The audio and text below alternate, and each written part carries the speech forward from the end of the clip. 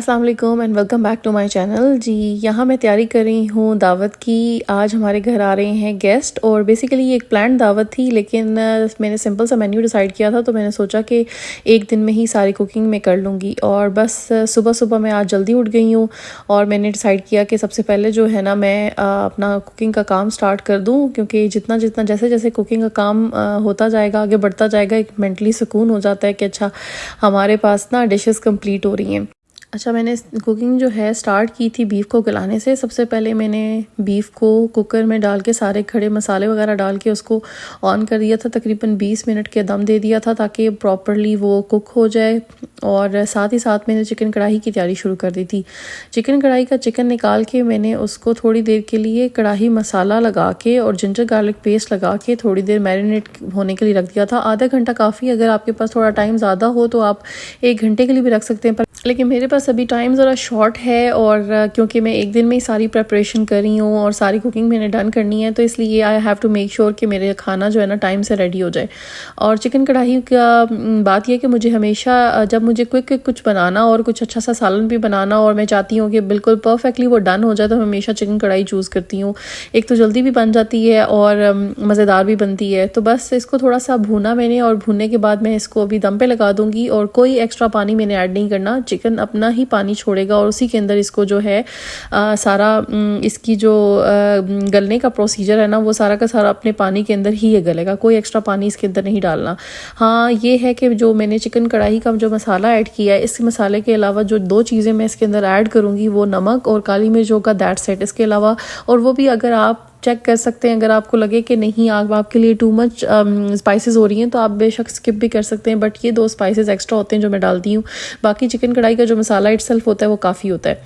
Chicken कढ़ाई को दम लगाने के बाद जो है ऑलरेडी टाइम जो है 10 बजना शुरू हो गए थे और अब बड़े ज़ोर से भूख भी लग रही थी और गेस्ट ने तो आना था कोई 4 बजे तक, और फिर खाना करते करते हो सकता है 5 या 6 बज जाने थे।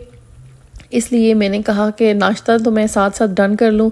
नाश्ते भी साथ साथ स्टार्ट हो गए थे। ऑमलेट बनाया, ऑमलेट के साथ साथ में ब्रेड वगैरह टोस्ट करने को रख दी थी, क्योंकि अब ये होता है मुझे ना नाश्ता अच्छा सा चाहिए होता है। लाइक कुछ भी हो जाए। मुझे भी याद है कि ईद के टाइम पे ना ये होता था कि सुबह सुबह ईद की तैयारी चल रही होती थी और अम्मी अक्सर कहती होती थी कि भाई खीर है तो खीर ले लें और इस तरह से ना, लेकिन मुझे होता था कि भाई प्रॉपर ज़रा नाश्ता हैवी सीन हो।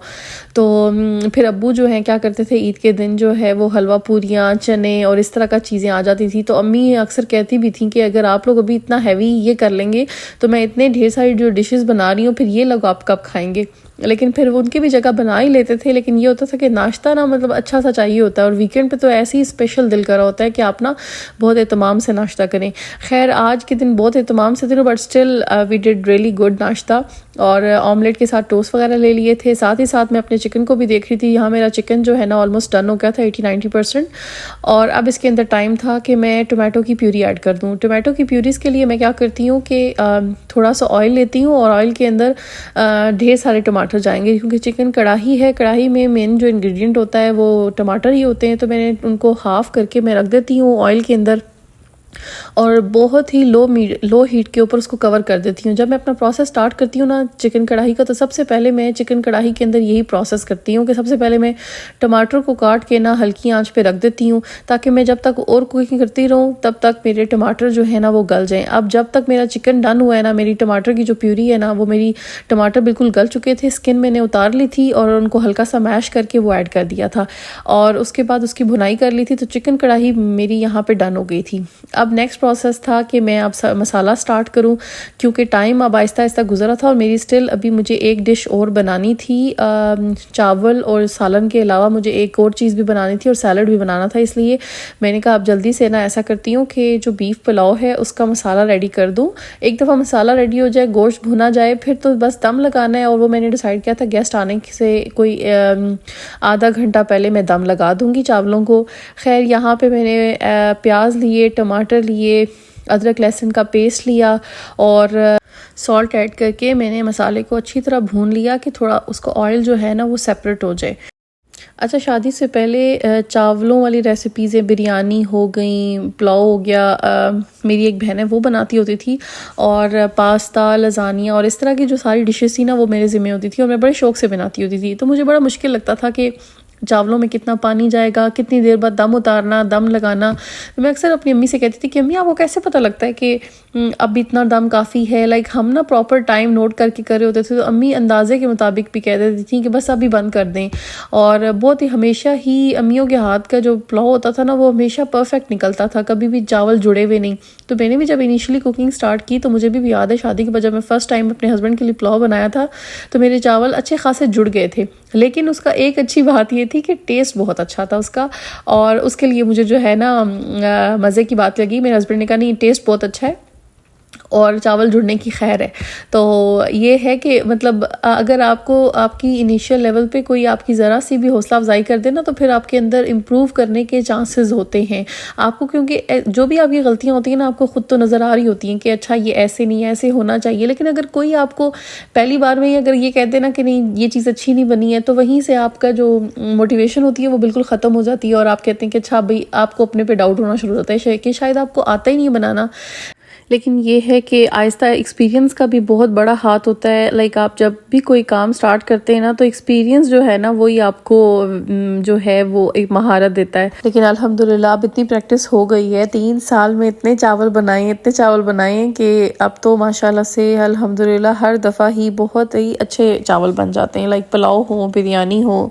यहाँ पे मैंने थोड़ी देर प्याज टमाटर का जो मसाला रेडी हो गया था तो उसके अंदर मैंने बीफ को थोड़ी देर भून लिया था, और अब उसके अंदर मेरे पास 2 कप्स थे जो कि मैंने चावल भिगोए थे, तो मैंने 4 कप्स के हिसाब से ना इसके अंदर पानी डाल दिया। तो थोड़ा सा ऊपर मेरे पास यखनी बच गई थी तो मैंने डाल दी थी, क्योंकि इसको मैंने भी वैसे भी पानी डाल के ना इसको भी कुक नहीं करना था, मैंने साइड पर रखना था। और मैंने दम तभी लगाना है जब मेरे गेस्ट आने वाले होंगे। मैंने उनसे कहा था कि जब आप लोग घर से निकलेंगे ना तो आप हमें इन्फॉर्म कर देना।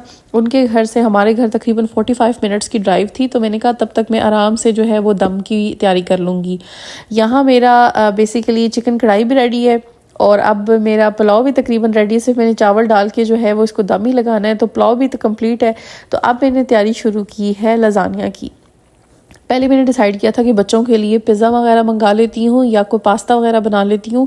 फिर आई डिसाइडेड कि नहीं, जब सब कुछ घर पे आ रहे हैं तो घर ही का कुछ बना हुआ अच्छा सा होना है, ऐसा मील रखती हूँ थर्ड जो कि बड़ों को भी अच्छा लगे और बच्चों के लिए भी वो इतना ही अट्रैक्टिव हो।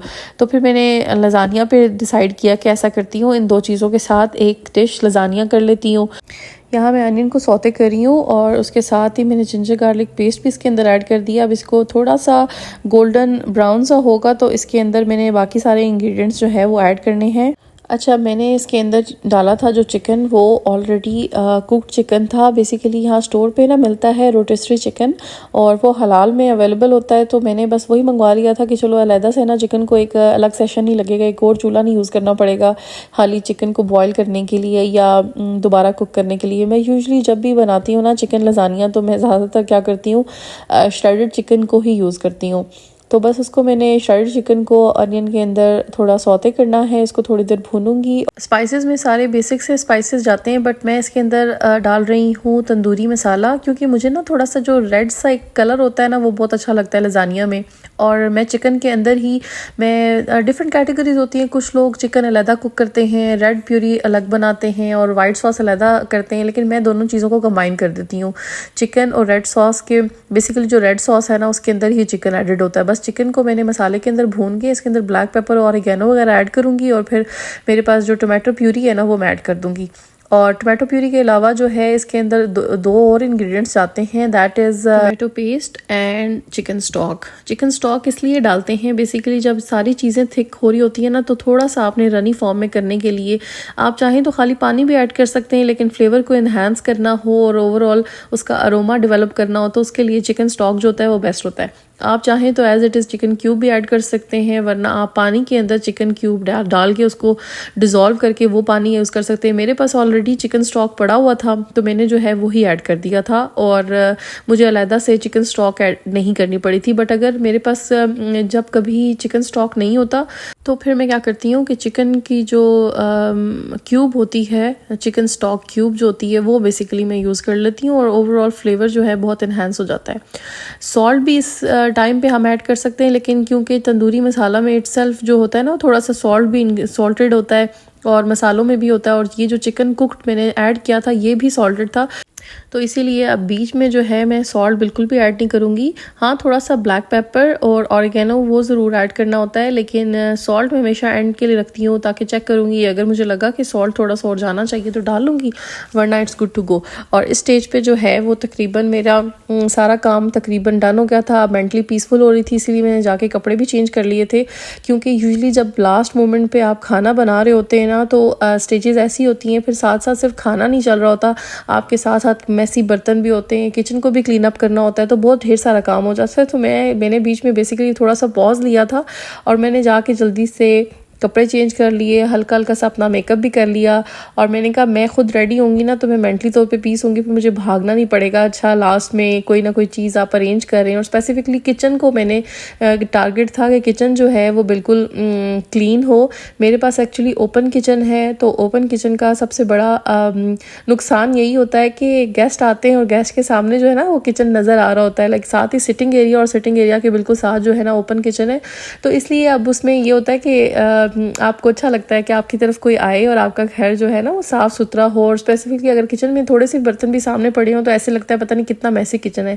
हालांकि सिर्फ ओवरऑल किचन साफ़ भी हो ना, सिर्फ 2-3 बर्तन भी काउंटर पे पड़े हों तो आपको लग रहा होता है कि नहीं किचन जो है वो साफ़ नहीं है। और शायद हमारे अपने दिमाग में होता है कि नहीं, गेस्ट आएँ तो उनको अच्छा सा साफ़ सुथरा सा माहौल मिले, घर साफ़ हो और खाने पीने का भी कोई वो भगदड़ ना मची हो।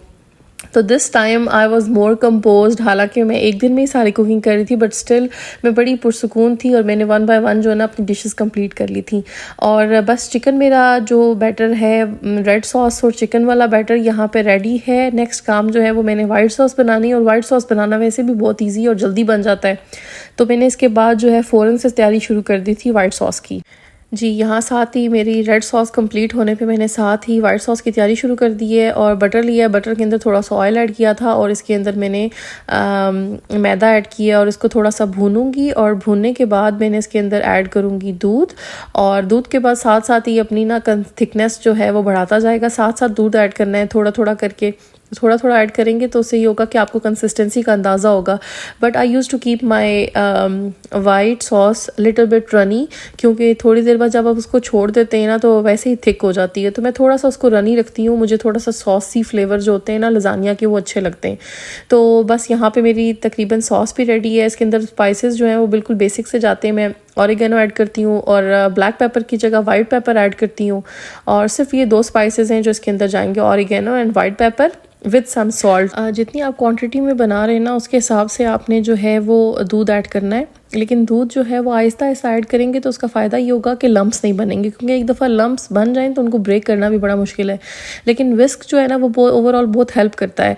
और यहाँ पे मैंने उसको सारा जितनी मुझे क्वांटिटी चाहिए थी ना, जब लम्प्स निकल गए थे, अब मुझे पता लगा था लम्प्स निकल गए, तो मैंने इसको लो हीट पे रख दिया था, और लो हीट पे रखने के बाद जो है वो आहिस्ता आहिस्ता थिक होना शुरू हो गई थी। लेकिन मैंने आपको जैसा बताया कि मुझे थोड़ी सी रनी चाहिए होती है, तो मैंने उसको थोड़ा सा रनी ही रखा है। और जी, बस मुझे भी पता लग गया कि हमारे जो मेहमान हैं वो तकरीबन आधे रास्ते में पहुंच चुके हैं, और अभी मुझे चावलों पे दम भी लगाना है, तो अब मुझे थोड़ी सी जल्दी हो रही है कि मैं जल्दी से चीज़ों को रैप अप करूं। यहाँ मैं लेयरिंग कर रही हूँ लजानिया की, और मैं बस सबसे पहले मैंने डालती हूँ वाइट सॉस के बाद लजानिया की शीट के बाद रेड सॉस और चिकन का बैटर, और फिर इसी तरह से वाइट सॉस, चीज़ और इन सब को रिपीट करके लजानिया को कर दूंगी मैं बेक। और मैं बीच में चीज़ बहुत ज़्यादा ऐड नहीं करती। लजानिया में सबसे ज़्यादा चीज़ मैं टॉप पे ही डालती हूँ। जब मेरी सारी लेयरिंग कंप्लीट हो जाएगी तो उसको मैंने टॉप पे ढेर सारी चीज़ डाल के इसको मैंने बेक कर देना है। बेक करते वक्त आपकी चॉइसेस है, अगर आपके पास बेल पेपर्स हैं आप बेल पेपर से डेकोर कर सकते हैं, ऑलिव्स के साथ कर सकते हैं। लजानिया को मैंने तकरीबन 50 मिनट के लिए 400 डिग्री पे बेक करने के लिए रख दिया था, और जो चावल भीगे हुए थे उनको मैंने यखनी में ऐड करके अब दम लगाना था। और मीनवाइल जब मेरा चावल दम पे थे तो मेरे गेस्ट जो है वो आ गए थे, और मेरा जो लजानिया था वो भी बिल्कुल टाइम पे ही रेडी हुआ था। और this was the look for my lasagne. मैंने पोमीग्रेनेट सैलड साथ बनाया था, चिकन कढ़ाई बनाई थी, उसको लास्ट में स्प्रिंकल किया था with some ginger and fresh coriander. और गर्मी बहुत ज़्यादा थी इसलिए मीठे में हमने अपने मेहमानों को ऑफ़र की थी Magnum. So this is my vlog for today, और hope you guys like it. अगर आप लोगों को व्लॉग अच्छा लगा है तो काइंडली मेरे चैनल को सब्सक्राइब करें, वीडियो को लाइक और शेयर करें, और मिलते हैं नई वीडियो में। तब तक के लिए अल्लाह हाफिज़।